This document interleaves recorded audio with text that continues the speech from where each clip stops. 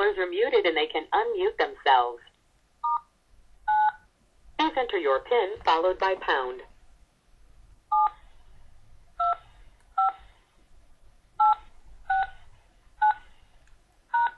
Please wait. This conference is being recorded.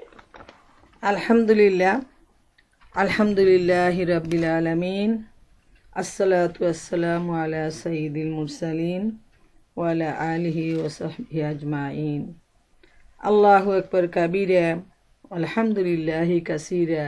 Subhanallahi bukratan wa asila. আজকের এই সুন্দর টেলিকনফারেন্সের উপস্থিত আমার প্রিয় মা ও বোনেরা, আসসালামু আলাইকুম ও রহমতুল্লাহি ও বারাকাতুহু। মহান আল্লাহ সুবহানাহু তাআলার দরবারে অসংখ্য অসংখ্য শুকরিয়া যে দীর্ঘ 4 বছর থেকে আমরা এই প্রোগ্রাম চালিয়ে যাচ্ছি এবং আমাদের বোনদের ব্যাপক উপস্থিতি আমাদের প্রোগ্রামকে আরো সুন্দর এবং গুরুত্বপূর্ণ করে তুলবে। তো আজকে আপনাদের সামনে যে বিষয়টি আলোচনা করব সেটা আমাদের বাস্তব জীবনে খুবই প্রয়োজন। বিষয়টা হলো ইসলামের দৃষ্টিতে পারিবারিক জীবন ও কর্মক্ষেত্রে ভারসাম্য রক্ষা।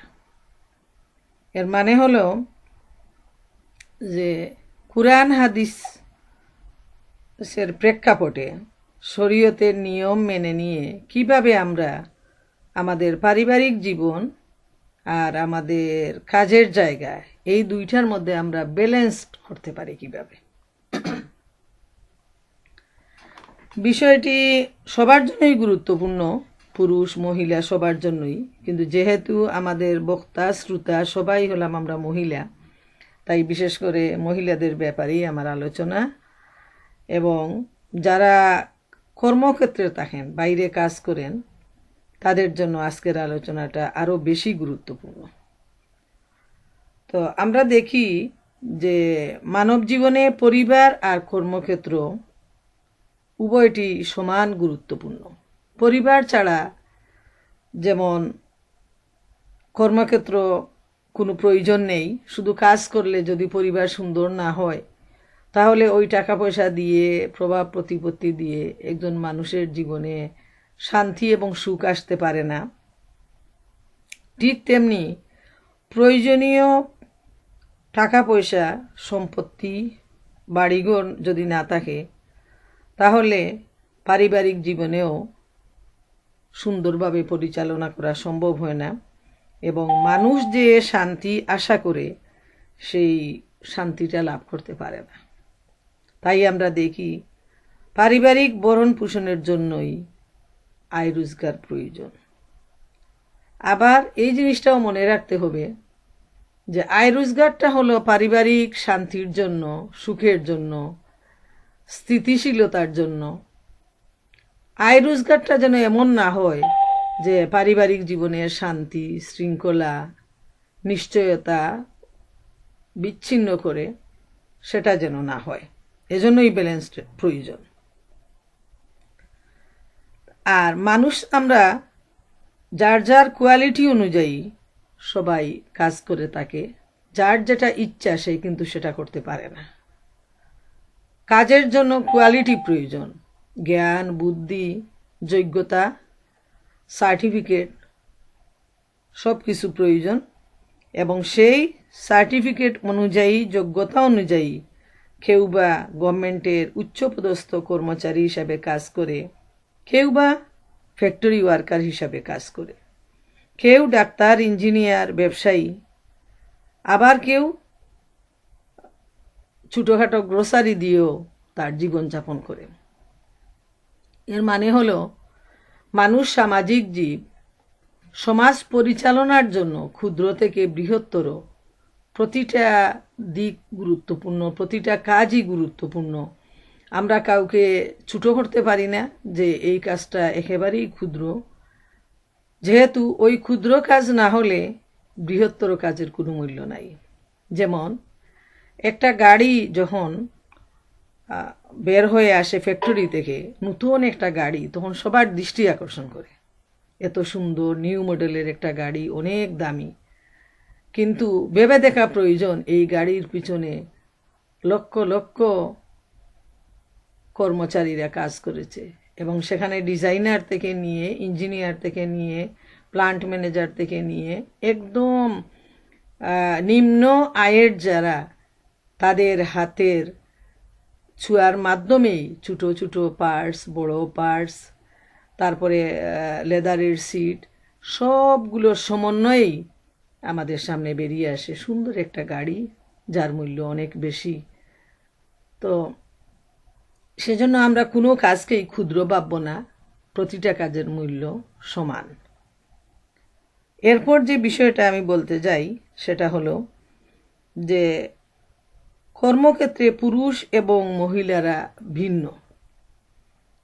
পুরুষের জন্য কাজ করা বাধ্যতামূলক, যেহেতু একজন পুরুষ হলেন তিনি গৃহ পরিচালক, এবং তার উপরই দায়িত্ব হলো যে সংসার পরিচালনা করা, মা বাবা, স্ত্রী, ছেলে মেয়ের ভরণ পোষণের দায়িত্ব তিনি আঞ্জাম দিবেন।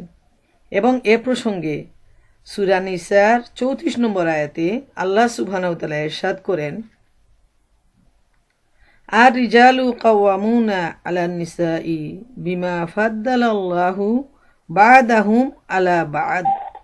পুরুষরা হচ্ছে নারীদের উপর তত্ত্বাবধায়ক, কারণ আল্লাহ তাদের একজনকে আরেকজনের উপর মর্যাদা প্রদান করেছেন। এই আয়াত থেকে আমরা বুঝি যে আল্লাহ সুবহানাহু ওয়া তাআলা পুরুষদেরকে নারীদের উপর গার্জিয়ান হিসাবে দিয়েছেন, এবং পুরুষের দায়িত্ব হলো সেই যে নেতৃত্বসুলভ যে দায়িত্বটা সংসার পরিচালনার, এই মর্যাদাও দিয়েছেন এবং দায়িত্বও দিয়েছেন।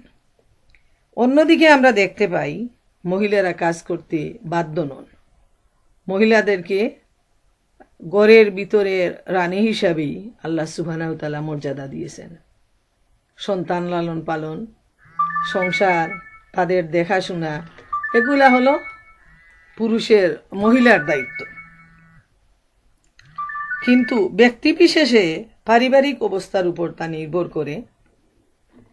যেমন কারো স্বামী অসুস্থ, বা স্বামীর আয়েতে সংসার পুষায় ওঠে না, অথবা স্বামী মারা গেছেন, বিভিন্ন পরিবারের অবস্থা ভিন্ন ভিন্ন হয়ে থাকে। তাই মহিলারা যখন বাধ্য হয়ে কাজ করেন, তখন সে ব্যাপারে কিছু করার নেই, এবং ইসলাম তখন তাদেরকে বাধাও দেয় না। প্রয়োজনে সব কিছুই পুরুষ এবং মহিলারা করতে পারেন। তবে আলোচনার বিষয়টাই হলো যে কিভাবে তিনি পরিবার আর তার কর্মক্ষেত্রে ভারসাম্য রক্ষা করে চলবেন। আমরা বর্তমানে দেখতে পাই যে অধিকাংশ মহিলারা বাইরে কাজ করেন, তো যার ফলে অনেক ধরনের সমস্যা আসে। তো সেদিকে লক্ষ্য করে এবং আমার কাছে রিকোয়েস্টও আসছে যে কিভাবে মহিলারা দুইটার দিক ব্যালেন্স করে তারা চলতে পারেন, যেখানে পারিবারিক শান্তিও আসবে, কাজের জায়গাটাও সুন্দরভাবে তিনি সমাধান দিবেন। তো ইসলাম এক শাশ্বত জীবন ব্যবস্থার নাম। আল্লাহ সুবহানাহু ওয়া তাআলা এই বিশ্ব ব্রহ্মাণ্ড সৃষ্টি করে সব কিছুর মধ্যে ভারসাম্য স্থাপন করেছেন। এত সুন্দর একটা ইসলাম হলো এত সুন্দর একটা জীবন ব্যবস্থা, যেটা যে সৃষ্টিকর্তা আল্লাহ তাআলা এই বিশ্ব ব্রহ্মাণ্ড সৃষ্টি করেছেন, তিনি এই ইসলামকে মানুষের জন্য দিন হিসাবে মনোনীত করেছেন, এবং মানুষ কিভাবে চলবে সব কিছু তিনি মহাগ্রন্থ আল কুরআনে তিনি বলে দিয়েছেন। আল্লাহ সুবহানাহু ওয়া তাআলা ইরশাদ করেন সূরা মুলকের 3 নাম্বার এবং 4 নাম্বার আয়াতে, আল্লাযী খালাকা সাবআ সামাওয়াতিন তিবাক মা তারা ফি খালকির রহমানি মিন তাফাউত ফারজি'ইল বাসার হাল তারা মিন ফুতুর সুম্মারজি'ইল বাসারা কাররাতাইনি ইয়ানকালিব ইলাইকাল বাসারু খাসিয়াম ওয়া হুয়া হাসীর। আল্লাহ তাআলা বলেন, যিনি 7 আসমান বানিয়েছেন পর্যায়ক্রমে একটার উপর আরেকটা স্থাপন করেছেন। অসীম দয়ালু সত্তা আল্লাহ তাআলা এ নিপুণ সৃষ্টির কোথাও তুমি কোনো খুঁত দেখতে পাবে না। আবার তাকিয়ে দেখো তো, কোথাও কি তুমি কোনো রকম ফাটল দেখতে পাও? অতঃপর দৃষ্টি ফিরাও, দেখো, আরেকবারও তোমার দৃষ্টি ফিরাও, দেখবে তোমার দৃষ্টি ব্যর্থ ও ক্লান্ত হয়ে তোমার দিকেই ফিরে আসবে। সুবহানাল্লাহু তাআলা। এত সুন্দর কথাটা আল্লাহ রব্বুল আলামিন বলছেন যে আল্লাহর এই সৃষ্টি জগতের মাঝে এত সুন্দর ব্যালেন্স যে মানুষকে আল্লাহ তাআলা চ্যালেঞ্জ করতেছেন যে তোমরা বারবার তাকিয়ে দেখো আমার এই সৃষ্টির মধ্যে, কোথাও কোনো ধরনের ফাটল, কোনো ধরনের খুঁত খুঁজে পাবে না। এবং সেই মহান আল্লাহ সুবহানাহু ওয়া তাআলা মানুষের জন্য শরীয়তের আইন নির্ধারণ করে দিয়েছেন, যাতে মানুষ তার দুনিয়ার জীবনে, পারিবারিক জীবনে, সামাজিক জীবনে, ব্যক্তিগত জীবনে সুখী এবং শান্তিতে জীবনযাপন করতে পারে এবং আখিরাতের জন্য ক্যাপিটাল সঞ্চয় করতে পারে। আল্লাহর শ্রেষ্ঠ সৃষ্টি মানুষ তার জীবন পরিচালনা করবে সুন্দরভাবে, সুশৃঙ্খলভাবে, শান্তিপূর্ণভাবে এবং ভারসাম্যপূর্ণ অবস্থায়। তাই আল্লাহ তাআলা ইরশাদ করেন, লাকাদ খালাকনাল ইনসানা ফি আহসানি তাকওয়িম, অবশ্যই আমি মানুষকে সুন্দরতম অবয়বে সৃষ্টি করেছি।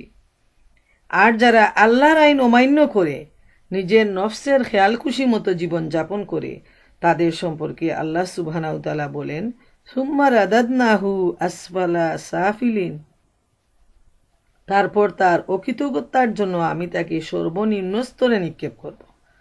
সূরা ৩-এর এই ৪ নম্বর আয়াতে আল্লাহ তাআলা বলছেন যে মানুষকে আল্লাহ অত্যন্ত সুন্দরভাবে সৃষ্টি করেছেন। আবার ৫ নম্বর আয়াতে আল্লাহ তাআলা ইরশাদ করেন যে আমি তার আমলের জন্য, তার অকৃতজ্ঞতার জন্য তাকে সর্বনিম্ন স্তরে নিক্ষেপ করব।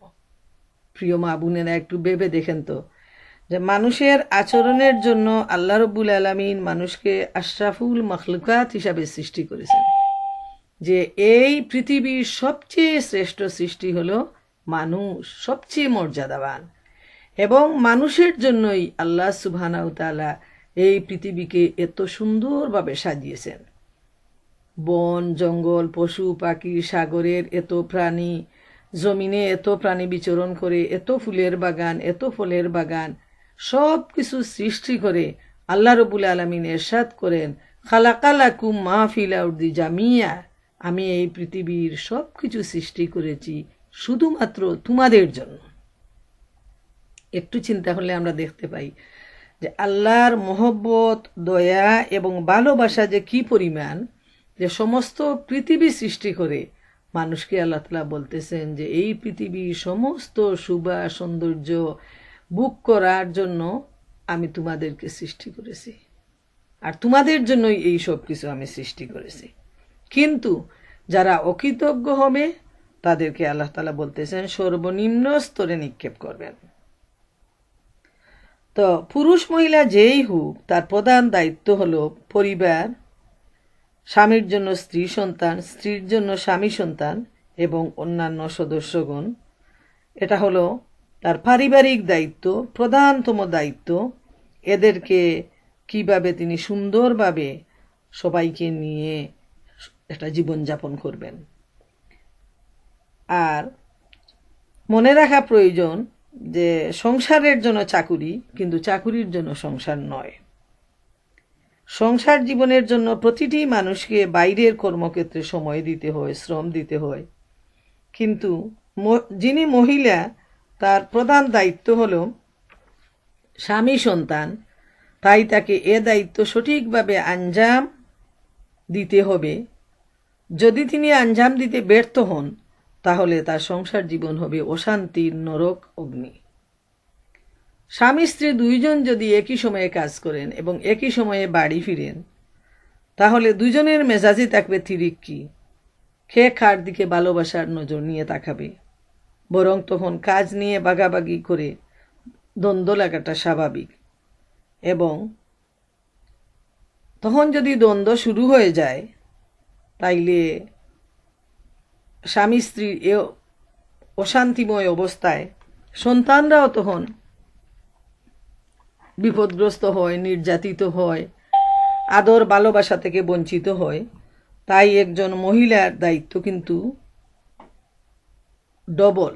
একজন স্বামী কাজ থেকে যখন ঘরে আসে, ব্যতিক্রম হতে পারে, বিশেষ বিশেষ ক্ষেত্রে হয়তো বা ব্যতিক্রম হতে পারে, কিন্তু আমরা 80% ফ্যামিলিতে আমরা দেখি যে স্বামী ঘরে ফেরার পর তিনি একটু রিল্যাক্স করেন, আরাম করেন, তার যে কিছুর প্রয়োজন হয় স্ত্রীকে বলেন, ছেলেমেয়েরা বড় হলে তার সেই কথা শুনে। কিন্তু একজন স্ত্রী যিনি বাইরে কাজ করেন, তাকে ঘরে ফেরার সাথে সাথেই বাচ্চাদের দিকে নজর দিতে হয়, রান্না বান্নার দিকে নজর দিতে হয়, নিজের খাবার, স্বামীর খাবার সবগুলা রেডি করে সবার সামনে দিতে হয়। এটা হলো একজন মহিলার দায়িত্ব। বাচ্চার যত্ন নেয়া, তারপর তার হোমওয়ার্কের দিকে লক্ষ্য রাখা, তাকে দিনই শিক্ষা দেয়া, আদব কায়দা শিক্ষা দেয়া, এগুলো একজন মায়ের দায়িত্ব। আর এজন্য একজন সাহাবী যখন নবী করিম সাল্লাল্লাহু আলাইহি ইসলামকে জিজ্ঞেস করেছিলেন যে বাচ্চাকে কোন বয়সে শিক্ষা দিব, তখন আল্লাহ রসুল সাল্লাল্লাহু আলাইহি ইসলাম জবাবে বলছিলেন বাচ্চার জন্মের 18 বছর আগে। এর মানে হলো যে মায়ের গর্ভে এই বাচ্চা আসবে সেই মাকে আগে শিক্ষা দাও।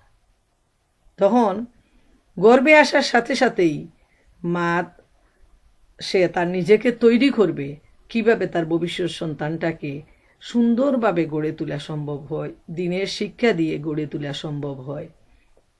এবং একজন গর্ভবতী মায়ের দায়িত্ব হলো তিনি এই সময় ভালো মতো পর্দা পুশিদা করবেন, তারপর তিনি বেশি করে দিনই শিক্ষা নিবেন, কুরআন হাদিস পড়বেন।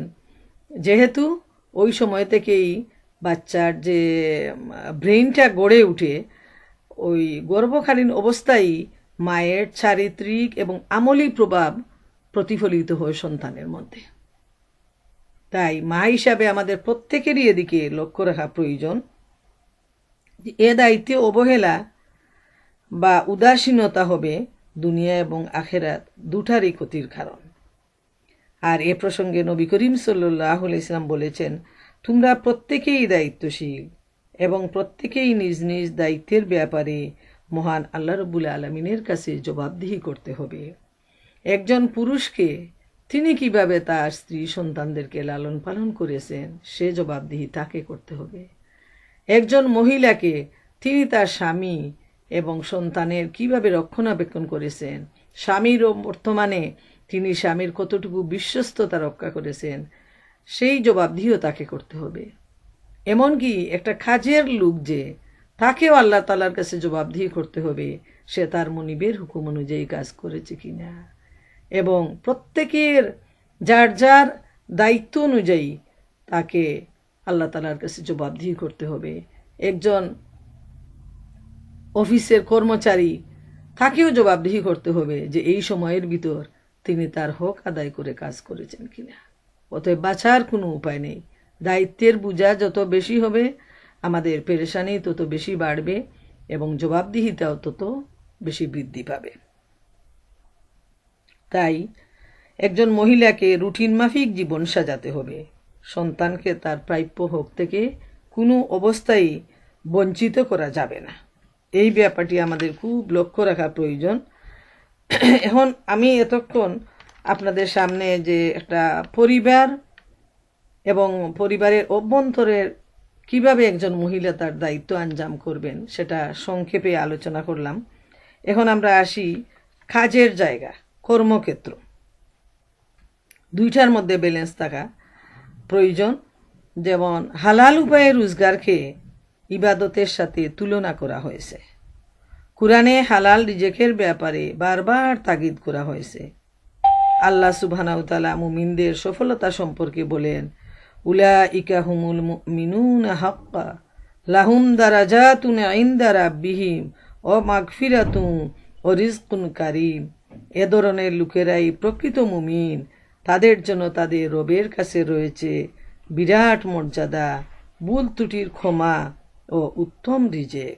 সূরা আনফালের 4 নম্বর আয়াতে আল্লাহ তাআলা ইরশাদ করেন যে এখানেও আমরা যে জিনিসটা লক্ষ্য করি সেটা হলো উত্তম রিজেক, যেটা যে হক হালাল উপায়ে রোজগার করা ইবাদতের শামিল, এবং যাদেরকে আল্লাহ সুবহানাহু ওয়া তাআলা পছন্দ করেন, যে মুমিনদেরকে, তাদের ব্যাপারে বলতেছেন যে তাদেরকে আল্লাহ তাআলা উত্তম রিজিক দান করবেন।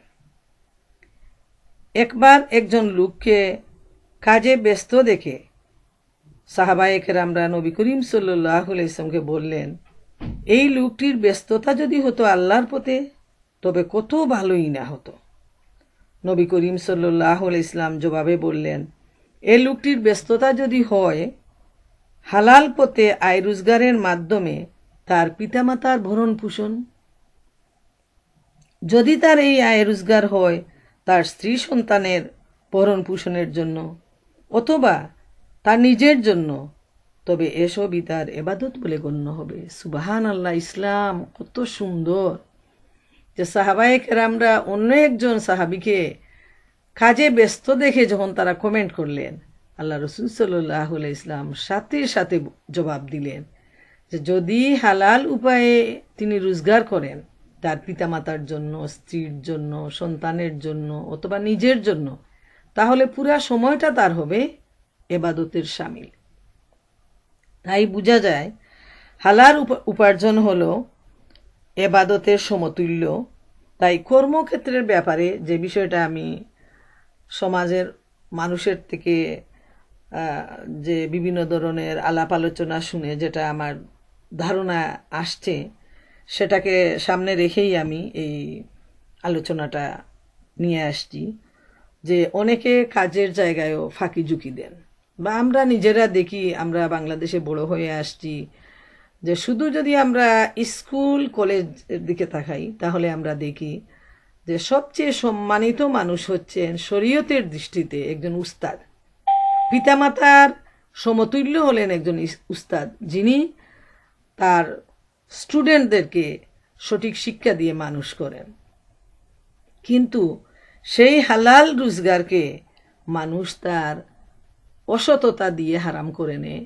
ক্লাসের পড়া ঠিক মতো টিচাররা পড়ায় না, এবং তারা বাকি নোট বিক্রি করে, নিজেরা নোট তৈরি করে ওইটা তারা স্টুডেন্টদের কাছে চড়া দামে বিক্রি করে।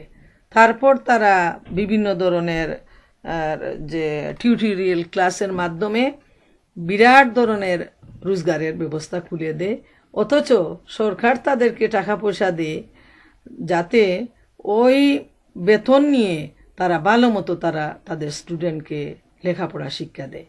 কিন্তু পুরা ক্লাসটা হয় ফাঁকি, এবং বাদ বাকি টিউটোরিয়াল ক্লাস এবং নোট বিক্রি করে তারা বাড়তি অনেক টাকা পয়সা তারা আয় রোজগার করে নেন। এটা সম্পূর্ণ হারাম হয়ে গেল। হালাল জিনিসটাকে মানুষের আচরণ ব্যবহার হারাম করে দিল। তাই এই ব্যাপারটা আমি তুলে নিয়ে আসছি যে কর্মক্ষেত্রে কোনো উপায়েই ফাঁকি দেয়া বা কাজে সোলছাতুরি করা একজন ইমানদারের জন্য অবৈধ, নাজায়েজ। সত্যতার সাথে কাজ করে প্রমাণ করতে হবে মুসলমান উত্তম চরিত্রের অধিকারী। এই ব্যাপারটা খুবই মনে রাখতে হবে। যারা বাইরে কাজ করেন তারা যেন তাদের সততাটা তুলে ধরেন এবং এই কাজটাকে আপন কাজ মনে করে, নিজের কাজ মনে করে মহব্বতের সাথে কাজটা যেন করেন, যাতে কোনো কোম্পানির বা অফিসের বা সরকারের কোনো ধরনের ক্ষতি না হয়।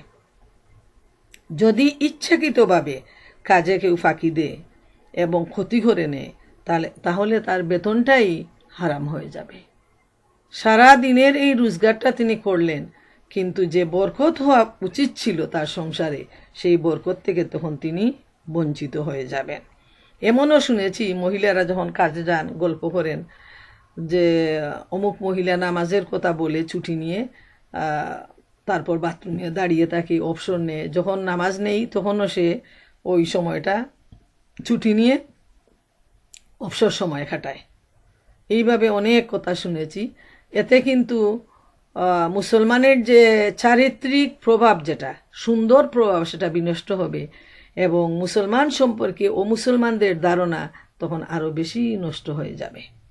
তাই নামাজের সময় ছুটি নিয়ে নামাজ আদায় করতে হবে, ওই সময় বিলম্ব করা যাবে না, এবং কোনো অবস্থায় নামাজের কথা বলে ফাঁকি দিয়ে সময় নষ্ট করা যাবে না। আর যিনি ঊর্ধ্বতন অফিসার আছেন তার কাছ থেকে ছুটি নিতে হবে এবং তা বলতে হবে যে আমার এই নামাজের সময়টা আমি কাজ করে পুষাইয়ে দিব। যদি ব্রেক টাইমে সময় না হয় তাহলে তিনি অন্য টাইমে ছুটি নিয়ে নামাজ আদায় করবেন এবং বাকি সময়টা তিনি ইচ্ছাকৃতভাবে সানন্দে পুষায় নেওয়ার চেষ্টা করবেন। এভাবে নিজের সুন্দর চারিত্রিক আচরণ ও ব্যবহার দিয়ে যদি আকৃষ্ট করা যায় তখন যেমন আশেপাশের যারা কর্মজীবী থাকবে তাদের কাছেও তিনি ভালো মানুষ হিসাবে মূল্য পাবেন এবং যারা অমুসলমান তারা মুসলমানদের সম্পর্কে একটা সত্যবাদিতা, সততা, বিশ্বস্ততার একটা প্রমাণ পেয়ে তখন তারা আরও বেশি সম্মান করবে এবং এটা হবে একটা দাওয়াতি কাজ। উত্তম চরিত্রের মাধ্যমে কাজের জায়গায়ও আমরা দাওয়াত দিতে পারি। মনে রাখা প্রয়োজন 1,00,000 উপদেশের চাইতে একটি ভালো আমল অনেক বেশি ফলপ্রসূ। যেহেতু মানুষ মুখে অনেক কথা বলে কিন্তু কাজে বাস্তবায়ন করে না, তখন যাদের কাছে বলে তারা অতি সহজেই সেই মানুষটার ছলচাতুরি বুঝে নেয় এবং তার কথায় মানুষের কাছে কোনো মূল্য থাকে না এবং এই কথায় মানুষের কোনো চারিত্রিক পরিবর্তনও হয় না। কিন্তু আদতে যারা নিজেদের আমল যাদের সুন্দর তাদের দ্বারা মানুষ কিন্তু প্রভাবিত হয় এবং তাদের মুখের উপদেশের চাইতে বাস্তব আমলটা হয় তখন অনেক বেশি ফলপ্রসূ। যেমন এ প্রসঙ্গে ইমাম আবু হানিফার একটা ঘটনা উল্লেখ করা যায় যে আমরা সবাই জানি ইমাম আবু হানিফা অনেক বড় একজন স্কলার ছিলেন এবং দলে দলে লোকজন উনার কাছে আসতো বিভিন্ন শরীয়তের সমস্যা নিয়ে মশালা জানার জন্য। তো একবার একজন আগন্তুক আসলেন, তো এসে শুনলেন যে আবু হানিফা সাহেব উনি একটা কুয়ায় গেছেন গোসলের জন্য। তখন তিনি রাস্তায় দাঁড়িয়ে রইলেন এবং যখন তিনি ফিরলেন তখন তিনি সালাম দিয়ে দাঁড়িয়ে গেলেন আর বললেন যে আমি একটা প্রয়োজনে আপনার কাছে আসছিলাম। তো এই মুহূর্তে আবু হানিফা সাহেবের হাতে ছিল একটা কলসি, পানি ভরা কলসি, এবং প্রচণ্ড রোদ ছিল। তখন সেই আগন্তুক বললেন যে আমার কাছে খুবই বেয়াদবি মনে হচ্ছে, আনইজি ফিল করতেছি এভাবে আপনার সাথে কথা বলতে। তো পাশে একটা গাছ আছে, চলুন ওই গাছের ছায়ায় দাঁড়িয়ে আমরা কথা বলি। তো ইমাম আবু হানিফা বললেন ওই গাছের মালিকের কাছে আমার কিছু পাওনা আছে, তো আমি যদি গাছের ছায়ায় গিয়ে যে লাভটা আদায় করি তাহলে সেটা বাড়তি আদায় হয়ে যাবে, আমি যেতে পারবো না। তখন সেই আগন্তুক বলল তাইলে কলসিটা নিচে রাখেন, তাইলে আমার কাছে একটু ভালো লাগবে, আপনি এত বাড়ি একটা বোঝা নিয়ে দাঁড়িয়ে আছেন। তখন ইমাম বললেন যে কলসিটা ভিজা, আমি যদি মাটিতে রাখি তাহলে কলসির তলায় করে মাটি আমার বাড়িতে চলে যাবে এবং রোজ হাসরের ময়দানে আল্লাহ সুবহানাহু তাআলার কাছে এই মাটি সম্পর্কে আমাকে জবাবদিহি করতে হবে যে আরেকজনের জমিনের মাটি আমি কিভাবে নিয়ে আসলাম। সেই লোকটা সালাম দিয়ে বলল ইমাম আমার হয়ে গেছে, আমি বাড়ি ফিরে যাচ্ছি। তো ইমাম অবাক হয়ে বললেন যে এতক্ষণ তুমি এত দূর থেকে কষ্ট করে আসছো, অপেক্ষা করতেছো, আর কিছু না বলে তুমি চলে গেলে, বলো তোমার প্রয়োজনটা কি? তখন সেই লোকটা বলল যে আমি আমার পাশের মালিকের জমি বুক দখল করে অনেক দিন থেকে আমি উপকৃত হচ্ছি, হঠাৎ আমার মনে আসলো এটা জায়েজ কিনা আপনার কাছ থেকে জেনে নেই। তো আপনি যদি এক মুষ্টি মাটির জবাব দেওয়ার জন্য একটা কলসি মাটিতে রাখতেছেন না ভয়ে ভীত, আর আমি কিভাবে এত জমি জমা বুক করে আসছি বছরের পর বছর থেকে, তো আমি কি জবাব দিব? তো আপনার এই আমল দেখেই আমি আমার প্রশ্নের উত্তর জেনে গেছি। সুবহানাল্লাহু তাআলা। এই হলো মানুষের এক্সাম্পল যে তারা নিজেদের জীবনে কিভাবে এত সুন্দর পরিচ্ছন্ন জীবনযাপন করেছেন। তাই আমি যে ব্যাপারটা বললাম যে আমাদের প্রত্যেকের উপর হক রয়েছে, যেখানেই যাব আমাদের উপর যে হকটা আছে সেই হকটা যেন ঘরে বাইরে আত্মীয় স্বজন হাটে বাজারে সব জায়গায় যেন আমাদের উপর অর্পিত যে দায়িত্বটা সেটা যেন আমরা সুন্দরভাবে সঠিকভাবে আমরা আদায় করতে পারি। যেমন সন্তানের হক আমাদের উপর, সেখানেও যদি আমরা অবিচার করি তাহলে আখেরাতে আদালতে আল্লাহর কাছে জবাবদিহি থেকে বাঁচব না। স্বামীর হক নষ্ট হলেও সেখানে বাঁচব না। কাজের জায়গায় গিয়ে যদি হক নষ্ট করি, আত্মীয়তার হক নষ্ট করি, তাহলে কোনো জায়গায় আমরা বাঁচতে পারবো না। তাই আমাদের হকের ব্যাপারে খুব বেশি লক্ষ্য রাখা প্রয়োজন। আরেকটা দিক লক্ষ্য করা প্রয়োজন, যে সমস্ত মহিলারা বাইরে কর্মক্ষেত্রে যান তাদেরকে পর্দা বজায় রেখে কাজ করা অবশ্যই প্রয়োজন। পর পুরুষের সাথে অবাধে মেলামেশা করা, গল্প গুজব করা কোনো অবস্থায় বাঞ্ছনীয় নয়। শরীয়তের সীমার ভিতরে অবস্থান করে প্রয়োজনীয় কথাবার্তা বলা যায়। যেহেতু মহিলাদের চেহারাও যেমন আবৃত রাখতে হয় পর পুরুষের কাছ থেকে, তেমনি তার গলার সুর, তার অঙ্গভঙ্গি সবগুলা পর পুরুষের কাছ থেকে ডেকে রাখার জন্য ইসলামের নির্দেশ রয়েছে এবং একটা সীমানা রয়েছে। যেমন আমরা দেখি সূরা নূরের 31 নম্বর আয়াতে আল্লাহ সুবহানাহু ওয়া তাআলা ইরশাদ করেন, ওয়াকুল লিল মুমিনাতি ইয়াগদুদনা মিন আবসারিহিন্না ওয়া ইয়াহফাজনা ফুরুজাহুন্না ওয়া লা ইউবদিনা জিনাতাহুন্না ইল্লা মা যাহারা মিনহা ওয়াল ইয়াদরিবনা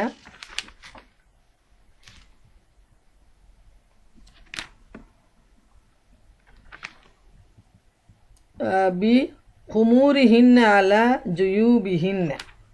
এরশাদ হচ্ছে, হে নবী, তুমি মুমেন নারীদের বলো তারা যেন তাদের দৃষ্টিকে নিম্নগামী করে রাখে এবং নিজেদের লজ্জাস্থান সমূহের হেফাজত করে তারা যেন তাদের সৌন্দর্য প্রদর্শন করে না বেড়ায়, তবে তারা শরীরের যে অংশ এমনই খোলা থাকে তার কথাটা আলাদা। তারা যেন তাদের বক্ষদেশ মাথার কাপড় দ্বারা আবৃত রাখে। তাইলে এই আয়াত থেকে আমাদের কাছে যেটা পরিষ্কার হলো যে মুমিন নারীরা তাদের দৃষ্টি নিম্নগামী থাকার জন্য আল্লাহর নির্দেশ, লজ্জাস্থানের হেফাজত করবে, সৌন্দর্য প্রদর্শন করে বেড়াবে না এবং মাথার যে কাপড়টা সেটা দিয়ে তারা যেন তাদের বুকটা আবৃত রাখে। এখানেও আমরা দেখতে পাই আমাদের যে সমাজের অবস্থা, যে মানুষ ঘরের ভিতর যেমন তেমন থাকে, ময়লা অপরিচ্ছন্ন পোশাক পরে থাকে, যেখানে স্বামীর সামনে সুন্দর হয়ে সে যে গুজে থাকা ইসলামের নির্দেশ, ঠিক তার বিপরীত কাজ করে। আবার যেখানে কর্মক্ষেত্রে বা হাটে বাজারে লোকজনের সমাগম যেখানে, সেখানে সে নিজেকে ডেকে ঢুকে যাবে, তার সৌন্দর্য যেন প্রকাশ না পায় সেদিকে লক্ষ্য রাখবে। অথচ আমরা দেখি ঠিক তার বিপরীত, সেখানে তারা একদম সুন্দর কাপড় চোপড় পরে সেজে গুজে তারা সেখানে যায়। এটা মোটেই উচিত নয় একজন মহিলার জন্য। শরীয়তের সীমানা রক্ষা করে তিনি বাইরে যাবেন, কিন্তু তিনি যদি এইভাবে সাজগুজ করে পরপুরুষ যাতে আকৃষ্ট হয়, কাজের জায়গায় গেলেন, সুন্দর কথাবার্তা বললেন, গড়ে বাইরে যদি 8 থেকে 10 ঘন্টা কাজে থাকেন, তাইলে সবচেয়ে বেশি সময় ব্যয় হয় ওই জায়গায় এবং ওই মানুষগুলোর সাথে। ঘরে এসে মানুষ ঘুমানোর একটা অংশ এবং ঘরের কাজকর্ম নিয়ে ব্যস্ততায় আর একটা অংশ চলে যায়। ঘরের মানুষের সাথে দেখা সাক্ষাৎ হয় কম।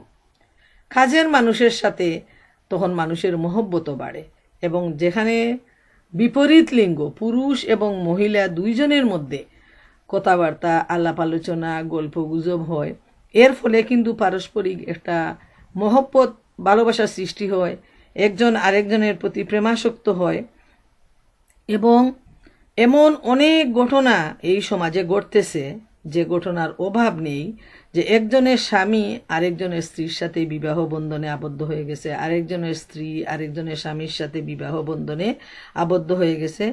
এটা হলো শরীয়তের সীমা লঙ্ঘনের ফলাফল।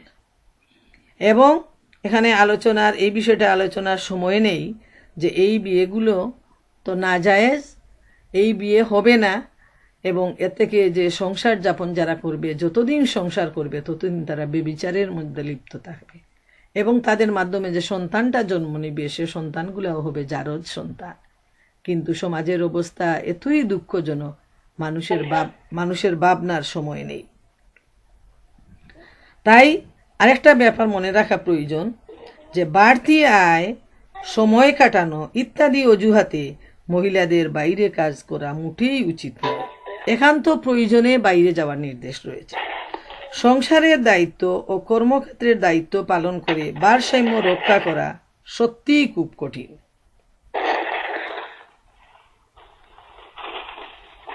তাই বহুমুখী দায়িত্ব পালনের জন্য একজন স্ত্রীকে রুটিন মাফিক জীবন গড়ে তুলতে হবে। একজন গৃহিণীর জন্য যেমন 24 ঘন্টায় রাত দিন, তেমনি একজন কর্মজীবী মহিলার জন্য সেই সময়টা সমান। তাই প্রথমে তাকে হতে হবে সচেতন, ধৈর্যশীল, পরিশ্রমী এবং রাগ সংবরণের ক্ষমতা থাকতে হবে। বদমেজাজ পরিত্যাগ করতে হবে। সারাদিনের ক্লান্তির জোর যদি স্বামী সন্তানের উপর দিয়ে বয়ে যায় তবে তার ফলাফল হবে খুবই ক্ষতিকর। স্বামী সন্তান সকলের ভালোবাসা হারিয়ে শেষ পর্যন্ত তাকে হাউতাসের জীবন উপহার নিয়ে ফিরতে হবে। তাই শরীয়ত মহিলাদের গৃহে অবস্থানের জন্য নির্দেশ দিয়েছে, আর সংসার পরিচালনার দায়িত্ব দিয়েছে পুরুষের উপর। বুখারী শরীফের একটা হাদিস উল্লেখ করা যায়, পুরুষ তার স্ত্রী পরিজনের পরিচালক এবং এ দায়িত্ব পালনের ব্যাপারে তাকে আল্লাহর নিকট জবাবদিহি করতে হবে।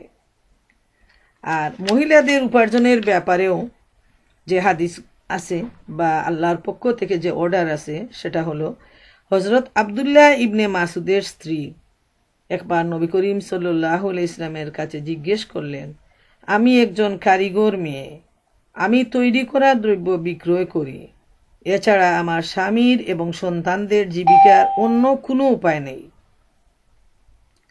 নবী করিম সাল্লাল্লাহু আলাইহি ইসলাম জবাবে বললেন, এভাবে উপার্জন করে তুমি তোমার সংসারের প্রয়োজন পূরণ করছো, এতে তুমি বিরাট সওয়াবের অধিকারী হবে।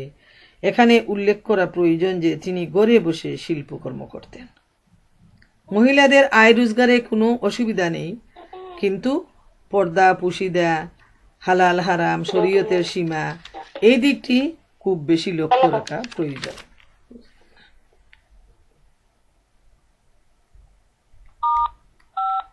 All callers are muted. আমরা দেখি সূরা আহজাবের 32 এবং 33 নম্বর আয়াতে আল্লাহ সুবহানাহু ওয়া তাআলা ইরশাদ করেন, তোমরা যদি আল্লাহকে ভয় করো তবে বাক্যালাপে কোমলতা অবলম্বন করো না, যাতে দুষ্ট মনের কোনো ব্যক্তি লালসা করতে পারে, এবং সুজা ও স্পষ্ট বলো, তোমরা জাহেলি যুগের মতো রূপ যৌবনের প্রদর্শনী করে বেরিও না। তাইলে এই একটা বলে দে যে পুরুষের সাথে কথা বলার সময় যেন কোনো কোমলতা অবলম্বন করা না হয়, যাতে তার মনে লালসা সৃষ্টি হয়। আর নবী করিম সাল্লাল্লাহু আলাইহি ইসলাম বলেছেন, যে নারী আতর বা সুগন্ধি দ্রব্যাদি ব্যবহার করে লোকের মধ্যে যাবে সে একটা ভ্রষ্টা নারী। এখানেও আমরা একটা ব্যাপার দেখি যে মহিলারা যখন বাইরে যায় কাজে বা স্টোরে মলে, আমি দেখতে পাই যে প্রায় মুসলমান মহিলারা খুব পারফিউম ব্যবহার করে তখন তারা বাইরে যান, কিন্তু এটা খুব বেশি নিষেধ করা হয়েছে এই ব্যাপারে, সুগন্ধি দিয়ে এবং সাজসজ্জা করে যাতে পুরুষের দৃষ্টি আকর্ষণ হয়, এই ব্যাপারটিও লক্ষ্য রাখতে হবে। আমর বিন আস রাদিয়াল্লাহু তাআলা আনহু বলেন, স্বামীর অনুপস্থিতিতে কোনো নারীর নিকট যেতে নবী করিম সাল্লাল্লাহু আলাইহি ইসলাম আমাদেরকে নিষেধ করেছেন। তিরমিজি শরীফের হাদিস। আর বুখারী ও মুসনাদ আহমদ শরীফের হাদিসে রয়েছে, নবী করিম সাল্লাল্লাহু আলাইহি ইসলামকে হযরত সাউদা রাদিয়াল্লাহু তাআলা আনহা বাইরে যাওয়ার ব্যাপারে জিজ্ঞেস করলে তিনি সাউদাকে ডেকে বললেন, হ্যাঁ, প্রয়োজনে ঘরের বাইরে যাওয়ার অনুমতি তোমাদের জন্য রয়েছে, এতে কোনো সন্দেহ নাই। তাইলে দেখেন ইসলাম কি ধরনের ব্যালেন্স মেনটেন করতেছে, যে প্রয়োজনে মহিলারা বাইরে যেতে পারেন, আবার কিভাবে যাবেন সেটাও আল্লাহ রাব্বুল আলামিন নির্দেশ দিয়েছেন, যে কোনো ধরনের সাজসজ্জা করে যাওয়া যাবে না, সেই সাজসজ্জা করলে সেটা ডেকে যেতে হবে, পুরুষের সামনে সেটা প্রদর্শন করা যাবে না, সুগন্ধি ব্যবহার করে যাওয়া যাবে না যাতে পরের পুরুষ আকৃষ্ট হয়। এইভাবে বিভিন্ন নিয়ম বেঁধে দিয়েছে ইসলাম। তো আমরা দেখি যে ইসলামের যে নিয়মটা কত সুন্দর, কিন্তু আমাদের লোকজন না বুঝে আমরা দেখতে পাই যে দুনিয়ার আনন্দ উল্লাস, দুনিয়ার প্রতিযোগিতা, এসব নিয়ে দুনিয়ার ক্ষণস্থায়ী সুখের জন্য মানুষ আখিরাতকে বরবাদ করে দেয়। বাস্তব জীবনে দেখি কত মহিলাদের কষ্টের সাজানো সংসারে হঠাৎ করে ইয়াং মানুষ মরে গেছেন। এই সেদিনও একজন মহিলা একদম ইয়াং, তিনি মারা গেলেন। তো এইটা কোনো নতুন কোনো ঘটনা নয়, এটা মানে একটা বাস্তব ঘটনা, স্বাভাবিক ঘটনা। মানুষ দুনিয়ায় আসবে, দুনিয়া থেকে চলে যাবে, কিন্তু খুব দুঃখ লাগে যে মহিলাটা যখন এত কষ্ট করে সারা রাত বাইরে কাজ করেন, বাচ্চাদেরকেও দেখতে পারে না, বাচ্চারাও তাকে কাছে পায় না, কিন্তু ওই মহিলা এত সুন্দর করে সংসারটা সাজিয়ে গেলেন, তারপরে সে তার সতীন সেটা ভোগ করলো। এইভাবে শত শত ঘটনা এই জমিনের উপর ঘটতেছে, যে সেই মহিলাটা যদি বুঝতে পারতো সতীনের জ্বালা যে কত কঠিন আর কত যে শত্রু বাবাপন্ন মহিলাদের জন্য, যে উম্মুল মুমিনিনদের গড়েও এই এই নিয়ে অনেক বাদানুবাদ হয়েছে। তো সেখানে আমরা দেখি যে ওই মহিলা এক কাজ করে দুই কাজ করে সুন্দর ঘর বাড়ি কিনে সাজিয়ে গুজিয়ে রাখলেন, বুক করার আগেই আল্লাহ তাআলা তাকে নিয়ে গেলেন, এবং ওই জায়গায় একজন মানুষ সে কোনো কাজ না করে একদম রেডিমেড একটা সুন্দর গুছানো ঘর বাড়ি পেয়ে সে দিব্যি আরামে এসে চলতেছে। ওই মহিলা যদি বুঝতেন তাইলে কি এই কষ্টটা তিনি করতেন?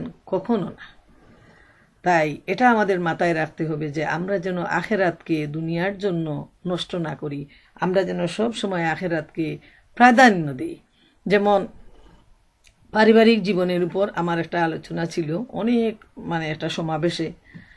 তো ওই সময় আলোচনা শেষ হওয়ার পর একজন মহিলা উঠে আসছেন, কর্মজীবী মহিলা, একদম খুব কান্না অবস্থায় উনি আমাকে বলতেছেন যে আপনি যা বললেন তো আমার জীবনে ঠিক সেই ধরনের সমস্ত অবস্থা ঘটতেছে। তো আমার একমাত্র ছেলে, আমি যখন বাইরে কাজে যাই তখন ছেলেটা আমার পায়ে ধরে মাঝে মধ্যে যে মা তুমি বাইরে যেও না, আমি তোমাকে মিস করি। তো আমি যখন আমার ছেলেটাকে বুঝাই যে বাবা বাইরে যাওয়া তো তোমার জন্য, সুন্দর বাড়ি কিনবো, সুন্দর গাড়ি কিনবো, তোমাকে সুন্দর জামা পরাবো, তখন ছেলেটা নাকি বলে যে আমার বাড়িরও প্রয়োজন নেই, যেটা আছে আমার চলবে, আমার জামারও প্রয়োজন নেই, তবু তুমি আমার কাছে থাকো। এই যে ছোট্ট বয়সে সন্তানের সবচেয়ে বড় পাওনা হলো তার মা বাবা। ওই সময় সে মা বাবার আদর পেতে চায়, বিশেষ করে মায়ের আদরটা, মায়ের ভালোবাসাটা। কিন্তু সে সময় যদি ওই মা বাইরে গিয়ে তাকে ভালোবাসা থেকে বঞ্চিত করেন, কিন্তু এক সময় সেই মা গড়ে বসবেন, তার সময় শেষ হয়ে যাবে বাইরে যাওয়ার, আর ছেলের তখন সময় আসবে, এবং তখন কি হবে, তিনি অপেক্ষা করবেন ঘন্টার ঘন্টা ছেলেটার মুখ দেখার জন্য। তখন ছেলে বলবে মা আমি বড়ই ব্যস্ত, আমার কাজ নিয়ে, আমার সংসার নিয়ে, আমার সন্তান নিয়ে আমার তো সময় হয় না তোমার কাছে আসার। এই হলো বাস্তবতা। এরপর আরেকটা একজন বাবার ঘটনা, যে বাবা, আমরা প্রায় ফ্যামিলিতে দেখি অনেকেই 7 দিন কাজ করেন, যেমন বিশেষ করে বিজনেস যেগুলো আছে, গ্রোসারি বিজনেস, তারপর আরও কিছু, তারপর অনেক ফ্যাক্টরিতে আছে 7 দিন কাজ দিয়ে দেয়, এবং 7 দিন করলে ওই যে 40 ঘন্টার উপরে আসলে তার মুনাফাটা ডবল হয়ে যায় বাকি ঘন্টাগুলো, তখন মানুষ খুব খুশি মনে ওই কাজটা করে। তো এইভাবে একজন বাবা কাজ করেন, বাবা যখন আসেন তখন সন্তানরা ঘুমায় থাকে রাতের বেলা, আর বাবা যখন যান তখন সকালবেলা বাচ্চারা ঘুমিয়ে থাকে। তো এই অবস্থায় একদিন ছেলেটা জেগে আছে, 6-7 বছরের সন্তান, যে আজকে আমার বাবাকে দেখবো, বাবাকে না দেখে আমি ঘুমাবো না। তো এত রাতে ছেলেকে জাগ্রত পেয়ে বাবার মনে একটা কোয়েশ্চন, তো তিনি এসে খুব খুশি করে বলছেন বাবা তুমি কিভাবে এত রাত জেগে আছো? তো সে বলছে যে বাবা তোমাকে দেখার জন্য আমি বসে আছি, আমি তো ঘুমাইলে তোমাকে আমি দেখি না। তো বাবা তো অনেক ক্লান্ত, উনি অনেক রাত হয়ে বাড়ি ফিরছেন। তো হঠাৎ ছেলেটা উনাকে বলতেছে, বাবা তোমাকে আমি একটা কথা বলি, তুমি ঘন্টা কত টাকা পাও? এখন হঠাৎ বাবা তো মানে ক্লান্ত পরিশ্রান্ত, ছোট বাচ্চা তাকে এই আওয়ারলি কত টাকা ইনকাম করেন জিজ্ঞেস করায় তার মনে খুব রাগ আসছে। তিনি খুব তাকে বিরক্ত হয়ে খুব জোরে বলতেছেন যে এসব দিয়ে তোমার কি প্রয়োজন, এত ফাঁকা কথা তুমি কোত্থেকে শিখছো, এইভাবে মানে খুব রাগ করছেন। তখন ছেলেটা মুখটা কালো করে মানে খুব কষ্ট পেয়েছে যে এত রাত জাগলাম বাবার জন্য, আর বাবা আমাকে বকা দিলেন। তো সাথে সাথে বাবার মনটাও দুর্বল হয়ে গেছে। তিনি আদর করে জিজ্ঞেস করতেছেন, বাবা কি জন্য বলো তো তুমি, আমি তো এত টাকা পাই। তো বলে, তুমি কি আমাকে এত টাকা দিবে, যে কি জন্য, তোমার কি প্রয়োজন? যে বাবা কালকে তুমি 1 ঘন্টা দেরি করে কাজে যাবে, আর ওই টাকাটা আমি তোমাকে দিয়ে দেব, আর এই 1 ঘন্টা বাবা আমি তোমাকে দেখবো, তোমার কাছে থাকবো। এই যে এই ঘটনাগুলো হলো বাস্তব ঘটনা, এটা কোনো গল্প নয়। এই ধরনের ঘটনা যেমন আমেরিকান সমাজে ঘটতেছে, আমাদের বাংলাদেশেও ঘটতেছে। আমি দেখলাম আমার ঘরে একটা 2 ফ্যামিলি, একজন প্রফেসর স্বামী আর তার স্ত্রী স্কুলের টিচার। সকাল হইতেই উনারা 2জন চলে গেলেন, কাজের একটা মেয়ে ছোট ওর হাতে বাচ্চাগুলা দিয়ে। আবার আরেকটা ফ্যামিলি থাকে, একজন প্রফেসর আর একজন ব্যাংকার, স্বামী স্ত্রী। উনাদেরও ছোট ছোট 2টা বাচ্চা এবং কাজের একটা মেয়ে। দিব্যি উনারা ওই মেয়েদের হাতে এই ছোট বাচ্চাদের তদারকির দায়িত্ব দিয়ে উনারা সকাল থেকে সন্ধ্যা পর্যন্ত বাইরে থাকলেন। তো আমি খুব মানে চিন্তা করলাম আর ভাবলাম যে আজ থেকে 15-20 বছর আগে আমরা তো এটা চিন্তাও করতে পারিনি, কিন্তু এখন মানুষের যে স্ট্যান্ডার্ড অফ লিভিং ওইটা মেনটেন করতে গিয়ে আজকে সমাজের এই অবস্থা, এবং মানুষ এত ব্যতিব্যস্ত, এত পেরেশান নিজের জীবন নিয়ে, নিজের সংসার নিয়ে। আর আল্লাহ সুবহানাহু ওয়া তাআলা এই মানুষগুলাকে উদ্দেশ্য করে বলেন, সাবিকু ইলা মাগফিরাতিম মির রাব্বিকুম ওয়া জান্নাতিন আরদুহা কাআরদিস সামাই ওয়াল আরদ। তোমরা দৌড়াও একে অন্য হতে, প্রতিযোগিতা করো আল্লাহর সেই ক্ষমা ও মাগফিরাতের দিকে এবং সেই জান্নাতের দিকে যার বিশালতা ও বিস্তৃতি আকাশ ও পৃথিবীর ন্যায়। সুবহানাল্লাহু তাআলা। আল্লাহ তাআলা বলতেছেন মানুষকে প্রতিযোগিতার জন্য আল্লাহ তাআলার কাছ থেকে যেন মানুষ মাফ পায়, তার ভুল ত্রুটির ক্ষমা পায়, এবং আকাশ ও পৃথিবীর সমান যে জান্নাত আল্লাহ সুবহানাহু ওয়া তাআলা তৈরি করে রেখেছেন সেই জান্নাত যেন লাভ করে, এর জন্য যেন মানুষ মানুষের সাথে প্রতিযোগিতা করে। আর আজকের দুনিয়ার মানুষ ঠিক তার বিপরীত পথে চলতেছে। দুনিয়ার ঘর বাড়ি গাড়ি, দুনিয়ার শাড়ি গয়না, ভালো ভালো স্কুল কলেজ ইউনিভার্সিটিতে বাচ্চাদেরকে পড়ানোর জন্য প্রতিযোগিতা, এগুলা নিয়ে মানুষ সকাল থেকে রাত পর্যন্ত, রাত থেকে সকাল পর্যন্ত দৌড়াচ্ছে। এত কঠিন প্রতিযোগিতায় মানুষ নামছে।